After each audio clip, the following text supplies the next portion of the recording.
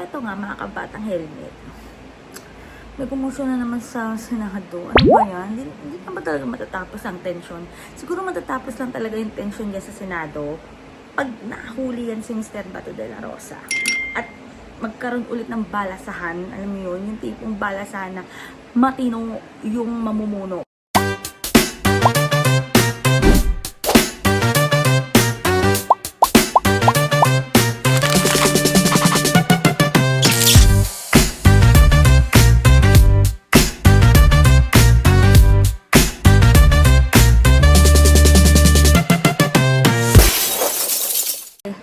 Nagrereklamo si Mr. Robin Padilla kasi kesyo sinigawan daw siya ni Sen Kiko.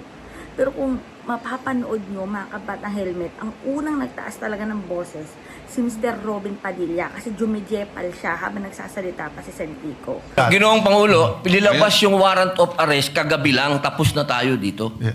Yes, that's why this... Na sinabi po na yung warrant of arrest ay tunay. I understand, Mr. President, and therefore I'm appealing that perhaps this matter should be tackled in the committee rather than in this in plenary so that we can address other concerns, Mr. President. The appeal- And the for the appeal- record, Paano natin pag-uusapan yung ibang... and for the record, Mr. President, I still have the floor. And for the record, Mr. President, we voted against resolution number 44.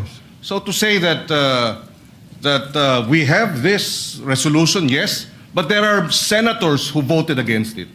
And therefore, it is not necessarily our agreement with the points being raised by the good senator from...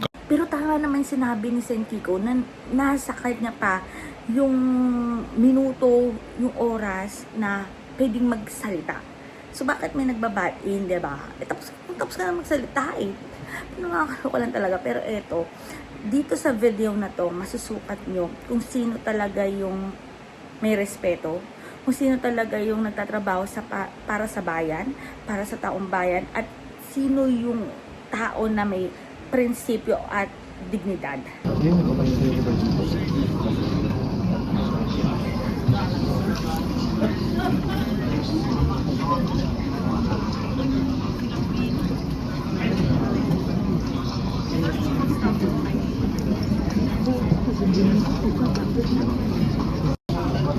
Salamat ka nga makikipagkamay sa'yo si Senator Kiko Pangilinan kasi wala naman talaga siyang kasalanan.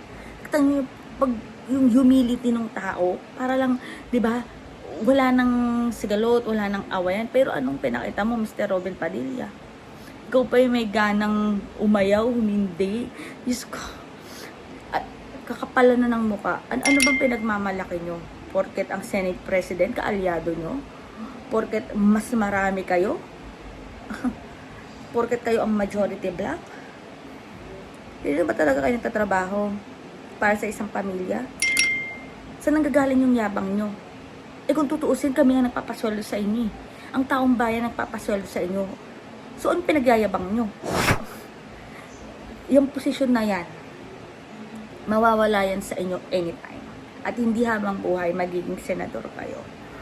Kaya kung sasabihin nyo, salamat kay Lord, bahala na si Lord. Hintayin nyo lang kung ano talaga yung gusto ni Lord na mangyari sa inyo. Pero bawas-bawasan yung kayabangan. Wala kayong dapat ipagyabang. Lalo ka na Mr. Robin Padilla, wala kang dapat ipagyabang. Kasi yung sinusweldo mo, galing yun sa taxes namin. Wala. Talagang garapalan na ang kakupalan. Nakakapang-init lang talaga ng dugo mga kabatang helmet. Ganyang klaseng senador ang binoto ng mga kababayan natin. Ganyang senador ang, alam niyo, ang bastos lang. Sobrang kabastusan. Hindi deserve ang pinapasweldo natin sa mga ganyang klaseng tao.